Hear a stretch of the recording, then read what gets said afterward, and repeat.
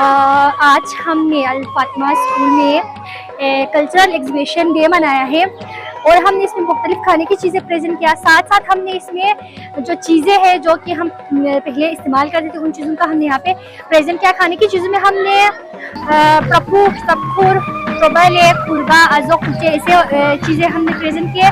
और जो चीज़ें हैं जो हम इस्तेमाल करते हैं उसमें हमने बुखारी, चिलीम, प्रको और छाशक्याल इस तरह की चीज़ें हमने प्रेजेंट की। इस तरह की चीज़ें तालीम के साथ साथ बच्चों के लिए बहुत ज़रूरी होती है। आजकल के दौर में तालीम से ज़्यादा इस तरह की सरगर्मियों पर अगर फोकस करें तो ये बच्चों की तालीम के लिए बहुत ही यानी कि मुआवन साबित हो सकती है। बल्कि सकाफ़त ये हमारी पहचान है, हमारी रिवायात और हमारी ज़बान की मोहब्बत का इजहार है।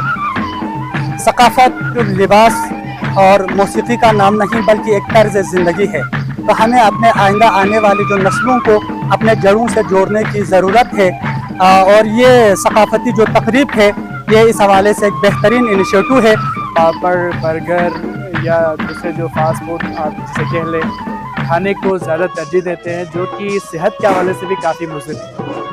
तो इस हवाले से हमने यहाँ पर स्टार लगाया और लोगों को ये बताने की कोशिश की कि जो हमारे सकाफ़ती खाने हैं, ख़ासकर जिसे हम प्रभु कहते हैं या लिपकड़ी या दूसरे जो खाने जो कि तमाम विटामिन से भरपूर और ग़िज़ाइयत से भरपूर खाने हैं, न जिनकी कोई मुज़िर असरात है बल्कि सेहत के लिए बेहतरीन चीज़ है। किसी भी माशरे में अपनी सकाफ़त को ज़िंदा रखना ज़िंदा कौमों की निशानी होती है। आपकी सकाफ़त अगर नहीं है तो आप कुछ भी नहीं है। आजकल के दौर में जो है एक मॉडर्न दौर आया, आज से 30 साल 40 साल पहले देखें तो वो दौर और आज के दौर में जो है बहुत ज़्यादा फ़र्क आया है। पहले ज़माने में यहाँ पर टोटली जो है वो खुबानी के तेल होते थे और देसी घी होते थे।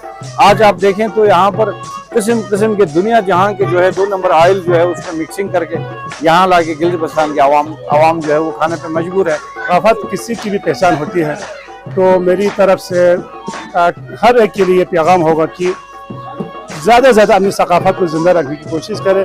उसके लिए जितनी भी हमें कुर्बानी देने पड़े उसको रखना चाहिए। सकाफ़त में हमारी पहचान होती है, किसी भी मुल्क की पहचान सकाफ़त से किया जाता है। जिंदा कौमों की निशानियों में से एक निशानी यही है। तो वो अपनी तहजीब व सकाफ़त को नहीं बोलती, वो अपनी तहजीब व सकाफ़त को ज़िंदा रखते हुए ज़िंदगी गुजारती है।